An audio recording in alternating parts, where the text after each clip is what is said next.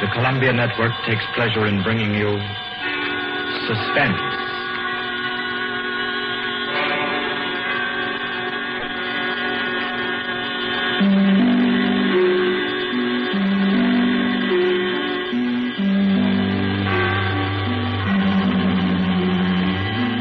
Suspense, Columbia's parade of outstanding thrillers, produced and directed by William Spear and scored by Bernard Herrmann. The notable melodramas from stage and screen, fiction and radio, presented each week to bring you to the edge of your chair, to keep you in suspense.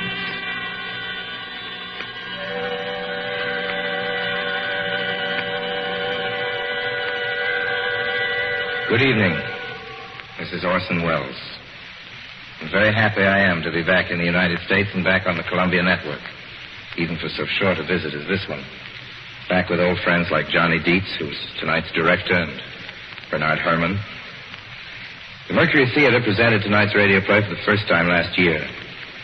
We came right out then and hailed it as a classic of the medium. Nobody argued the point. A lot of people asked us to do it again, so it's gratifying to get the chance now. And to find a favorite of ours in this distinguished anthology of spook shows. Personally, I've never met anybody who didn't like a good ghost story. But I know a lot of people who think there are a lot of people who don't like a good ghost story. For the benefit of these, at least, I go on record at the outset of this evening's entertainment with a sober assurance that although blood may be curdled on this program, none will be spilt. There's no shooting, knifing, throttling, axing, or poisoning here. No clanking chains, no cobwebs, no bony and/or hairy hands appearing from secret panels, or, better yet, bedroom curtains. If it's any part of that dear old phosphorescent foolishness that people who don't like ghost stories don't like, then again, I promise you, we haven't got it. Not tonight. What we do have is a thriller. It's half as good as we think it is. You can call it a shocker. It's already been called a real Orson Welles story. Now, frankly, I don't know what this means. I've been on the air directing and acting in my own shows for quite a while now, and I don't suppose I've done more than half a dozen thrillers in all that time. Honestly, I don't think even that many, but it seems I do have a reputation for the uncanny. Quite possibly, a little escapade of mine involving a couple of planets, which shall be nameless, is responsible. Doesn't really matter. Don't think I disapprove of thrillers. I don't. A story doesn't have to appeal to the heart. It can also appeal to the spine. Sometimes you want your heart to be warmed, and sometimes you want your spine to tingle. The tingling, it's to be hoped, will be quite audible as you listen tonight to The Hitchhiker. That's the name of our story, The Hitchhiker.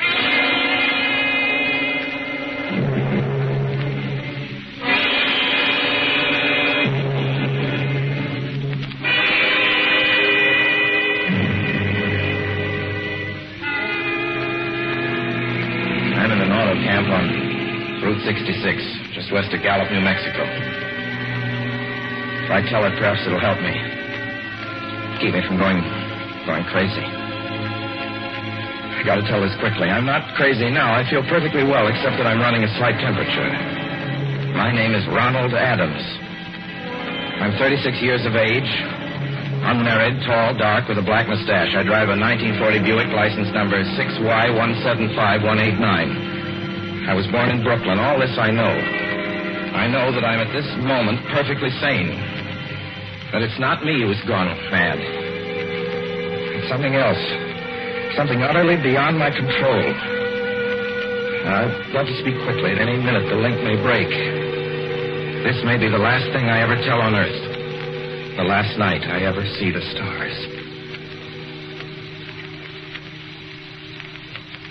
6 days ago, I left Brooklyn to drive to California. Goodbye, son. Good luck to you, my boy. Goodbye, Mother. Here, give me a kiss, and I'll go. I'll come out with you to the car. Oh, no, it's raining. Stay here at the door. Hey, what's this? Tears? I thought you promised me you wouldn't cry. Oh, I know, dear. I'm sorry. But I do hate to see you. I'll be back. It'll only be on the coast 3 months. Oh, it isn't that. It's just the trip. Ronald, I wish you weren't driving. Oh, Mother, there you go again. People do it every day. I know, but you'll be careful, won't you? Promise me you'll be extra careful. Don't fall asleep or drive fast or pick up any strangers on the road. Oh, gosh. I think I was still 17 here, you two. Oh. And why? I mean, as soon as you get to Hollywood, won't you, son? Of course I will. Don't you worry. There's nothing going to happen. It's just 8 days of perfectly simple driving on smooth, decent, civilized roads with a hot dog or a hamburger stand every 10 miles.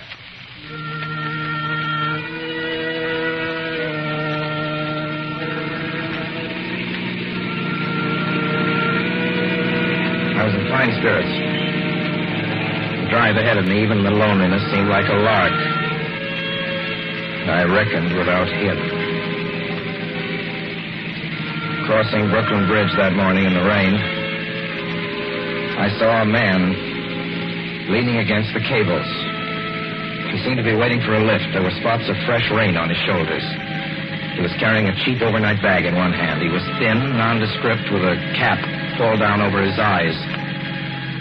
I would have forgotten him completely, except that just an hour later, while crossing the Pulaski Skyway over the Jersey Flats, I saw him again. At least, he looked like the same person. He was standing now with one thumb pointing west. I couldn't figure out how he got there, but I thought probably one of those fast trucks had picked him up, beat me to the Skyway, and let him off. I didn't stop for him. Then late that night, I saw him again. It's on the new Pennsylvania Turnpike between Harrisburg and Pittsburgh. It's 265 miles long with a very high speed limit. I was just slowing down for one of the tunnels when I saw him standing under an arc light by the side of the road. I see him quite distinctly, the bag, the cap, even the spots of fresh rain over his shoulders. He hallooed at me this time. Hello! I stepped on the gas like a shot. That's lonely country to the Alleghenies, and I had no intention of stopping. Besides, the coincidences, or whatever it was, maybe the Willies.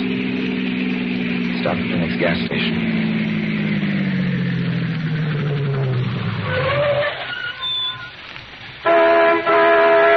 Yes, sir. Fill her up. Certainly, sir. Check your oil, sir? No, thanks.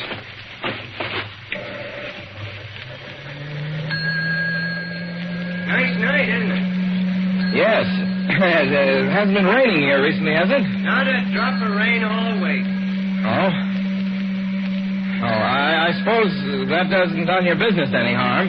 Oh, people drive through here all kinds of weather. Mostly business, you know. There aren't many pleasure cars out on the turnpike this season of the year. I suppose not. What about hitchhikers? Hitchhikers here? What's the matter? Don't you ever see any? Not much. If we did, it'd be a sight for sore eyes. Why? Oh, I'd be a fool who started out to hitch rides on this road. Look at it. Then, you've never seen anybody? No. Maybe they get the lift before the turnpike starts. I mean, you know, just before the toll house. But then it'd be a mighty long ride. Most cars wouldn't want to pick up a guy for that long a ride. And you know, this is pretty lonesome country here. Mountains and woods. You ain't seen anybody like that, have you? No. Oh, no, not at all. It's just a technical question. I see. Well, that'll be just $1.49 with the tax.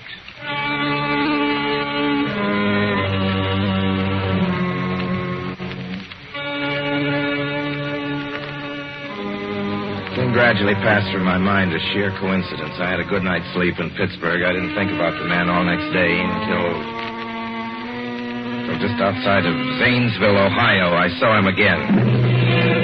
It's a bright, sunshiny afternoon. The peaceful Ohio fields, brown with the autumn stubble, lay gleaming in the golden light. I was driving slowly, drinking it in, and the road suddenly ended in a detour. In front of the barrier, he was standing. Let me explain about his appearance before I go on. I repeat, there was nothing sinister about him. He was as drab as a mud fence. Nor was his attitude menacing. He merely stood there, waiting, almost drooping a little, with a cheap overnight bag in his hand. He looked as though he'd been waiting there for hours. And he looked up. He hailed me. He started to walk forward. Hello? Hello? Hello? No, not just now. Sorry. Going to California? No, not today. The other way, going to New York. Sorry.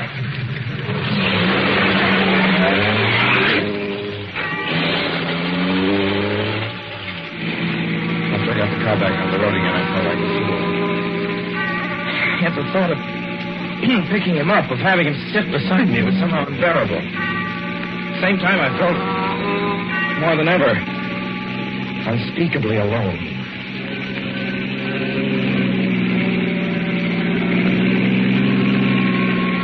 Hour after hour went by. Fields, the towns ticked off one by one. The light changed. I knew now that I was going to see him again. And though I dreaded the sight, I caught myself searching the side of the road, waiting for him to appear.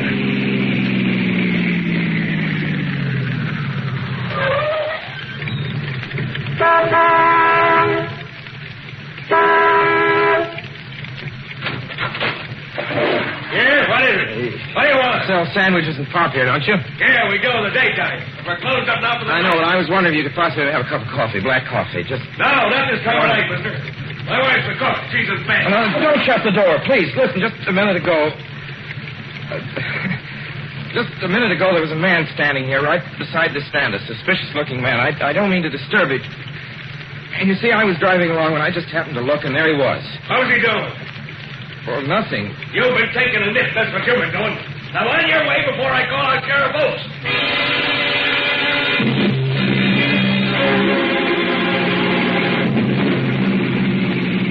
I got into the car again and drove on slowly. It's beginning to hate the car. If I could have found a place to stop, to rest a little. I was in the Ozark Mountains of Missouri now. A few resort places there were closed, only an occasional log cabin, seemingly deserted. That's all that broke the monotony of the wild, wooded landscape. I had seen him at that roadside stand. I knew I'd see him again. Maybe at the next turn of the road. I knew that when I saw him next, I would run him down.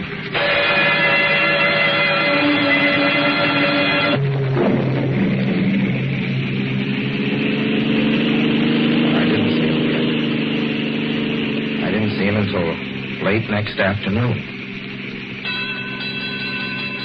I stopped the car at a sleepy little junction just across the border into Oklahoma to let a train pass by.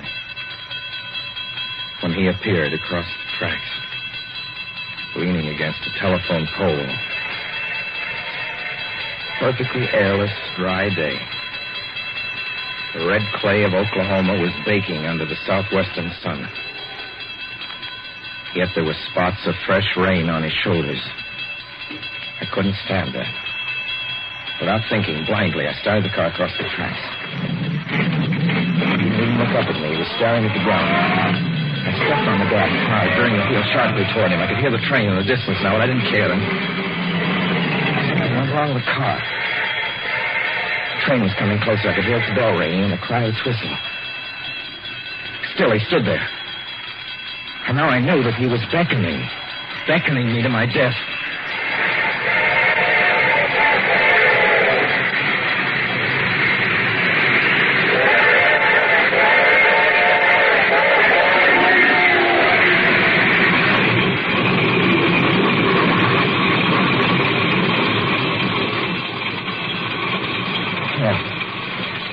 Frustrated in that time.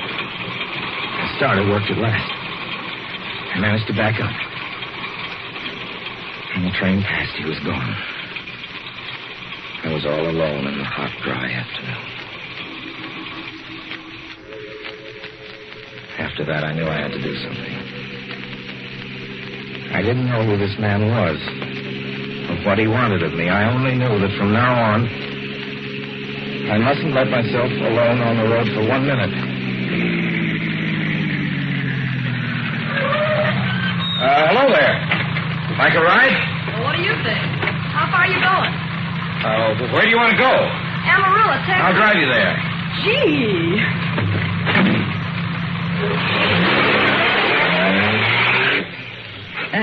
You mind if I take off my shoes? My dogs are killing me. Go right ahead. Oh, gee, what a break this You is. hitchhike much? Sure, only it's tough sometimes in these great open spaces to get the break. I should think it would be, though. I'll bet you get a good pickup in a fast car. If you did, you could get places faster than, say, another person in another car, couldn't you? I don't get you. Well, take me, for instance. Suppose I'm driving across the country, say, at a nice, steady clip, about 45 miles an hour. Couldn't a girl like you, just standing beside the road waiting for a lift, beat me to town? Or any town, provided she got picked up every time in a car doing from 65 to 70 miles an hour? I don't know. What difference does it make? Oh, no difference. It's just a crazy idea I had sitting here in the car. Imagine spending your time in a swell car thinking of things like that. What would you do instead? What would I do? If I was a good-looking fellow like yourself, why, I just enjoy myself every minute of the time. I'd sit back and relax. And if I saw a good-looking girl along the side of the road... Hey, look out! Did you see him? See who? A man standing beside the barbed wire fence. I didn't see anybody. It wasn't nothing but a bunch of cows and a wire fence. No? What do you think he was doing? Trying to run into the barbed wire man fence? there, I tell you. A thin gray man with an overnight bag in his hand. No, I was trying to run him down. Run him down? You mean kill him? Say you didn't see him back there? You sure? I didn't see a soul. As far as Watch I'm concerned... for him the next time and keep watching. Keep your eyes peeled on the road. He'll turn up again. Maybe any minute. There! Look there!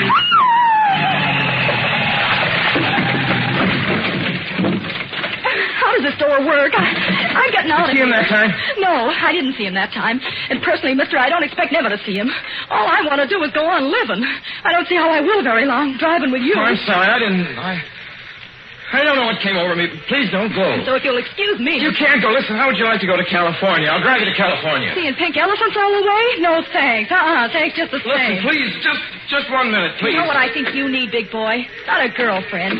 Just a good dose of sweet. Please. There, I got it now. No, you can't go. Please. Get your hands off me. Do you hear me? Your hands off me.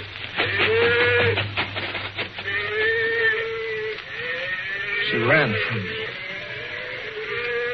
As though I were a monster. A few minutes later, I saw a passing truck pick her up. I knew then that I was utterly alone. It was in the heart of the great Texas prairies. There wasn't a car on the road after the truck went by. I tried to figure out what to do, how to get hold of myself. If I could find a place to rest, or even if I could sleep right here in the car for a few hours along the side of the road. I was getting my winter overcoat out of the back seat to use as a blanket when I saw him coming toward me, emerging from the herd of moving steer. Hello?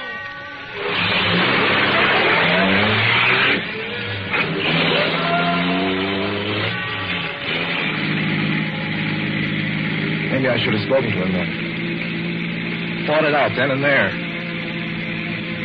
For now, he began to be everywhere. Whenever I stopped, even for a moment, for gas, for oil, for a drink of pop, a cup of coffee, sandwich, he was there. I saw him standing outside the auto camp in Amarillo that night when I dared to slow down. I was sitting near the drinking fountain, a little camping spot, just inside the border of New Mexico. He was waiting for me outside the Navajo reservation where I stopped to check my tires. I saw him in Albuquerque when I bought 20 gallons of gas. I was afraid to stop now. I began to drive faster and faster. I was in lunar landscape now. The great arid mesa country of New Mexico. I drove through it with the indifference of a fly crawling over the face of the moon. Now he didn't even wait for me to stop. Unless I drove at 85 miles an hour over those endless roads, he waited for me at every other mile. I'd see his figure, shadowless, flitting before me, still in the same attitude, over the cold, lifeless ground, flitting over dried-up rivers, over broken stones cast up by old glacial upheavals, flitting in that pure and cloudless air. I was beside myself when I finally reached Gallup, New Mexico this morning. There's an auto camp here. Cold, almost deserted this time of year. I went inside and asked if there was a telephone. I had the feeling that if only I could speak to someone familiar, someone I loved, I could pull myself together.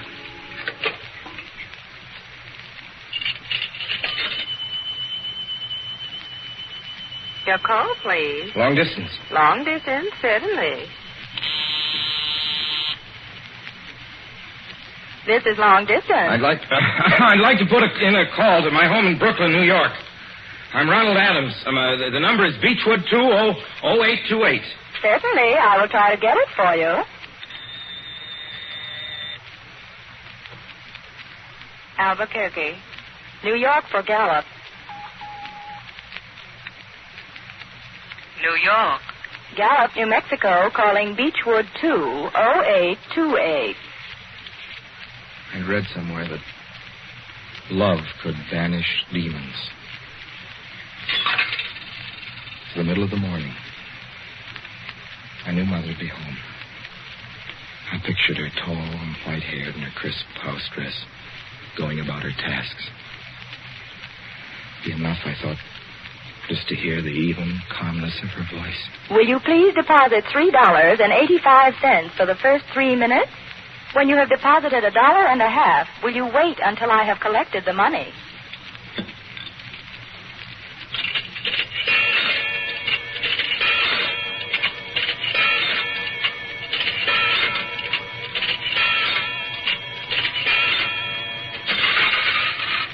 All right, deposit another $1.50.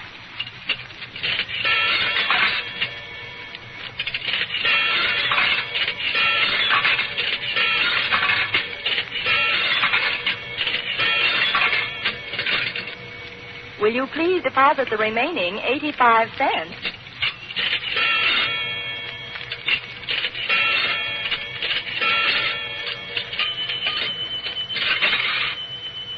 Ready with Brooklyn. Go ahead, please. Hello? Mrs. Adams' residence. Hello, Mother? This is Mrs. Adams' residence. Who is it you wish to speak to, please? What? Oh, who's this? This is Mrs. Whinney.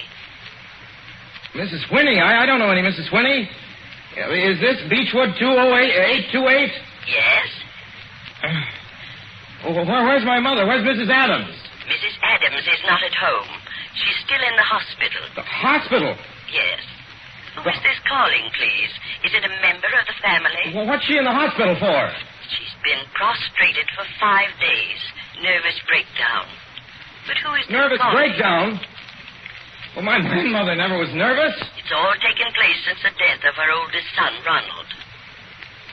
Death of her oldest son, Ronald? Hey, what's this? What number is this? This is Beechwood 20828. It's all been very sudden. He was killed just 6 days ago in an automobile accident on the Brooklyn Bridge. Your 3 minutes are up, sir. Your 3 minutes are up, sir.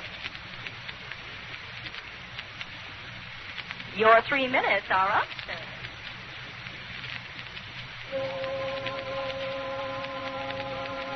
And so I'm sitting here in this deserted auto camp in Gallup, New Mexico. I'm trying to think. Trying to get hold of myself. Otherwise, I'm going to go crazy. Outside, it's night. The vast, soulless night of New Mexico. 1 million stars are in the sky. Ahead of me stretch 1,000 miles of empty mesa. Mountains, prairies, desert. Somewhere among them, he's waiting for me. Somewhere I shall know who he is and who I am.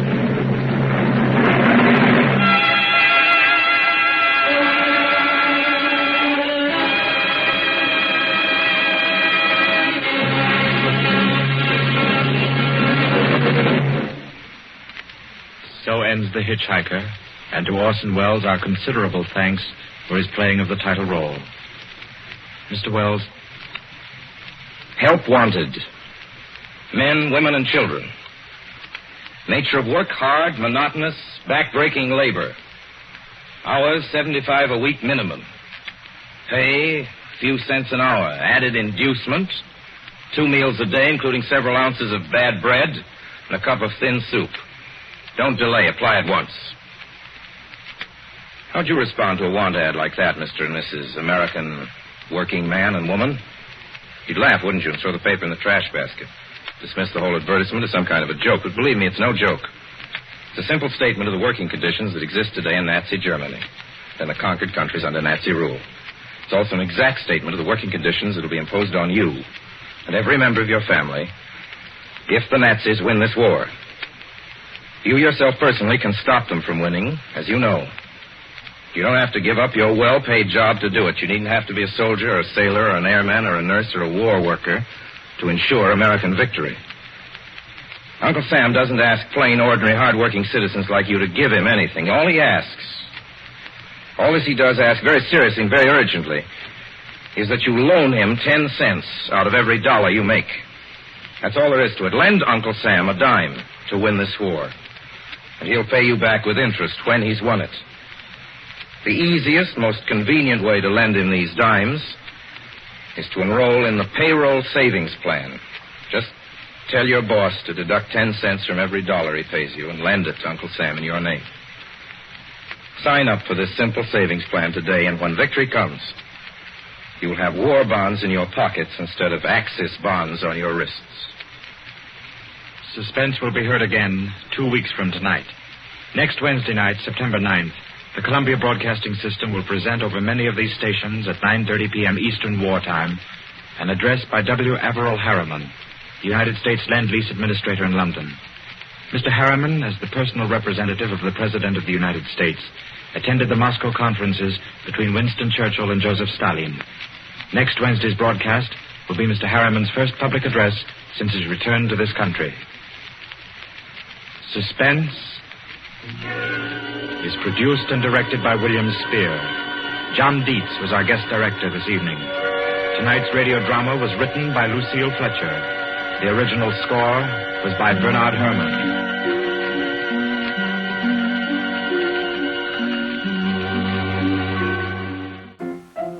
Let's all go to the lobby. Let's all go to the lobby. Let's all go to the lobby to get ourselves a treat.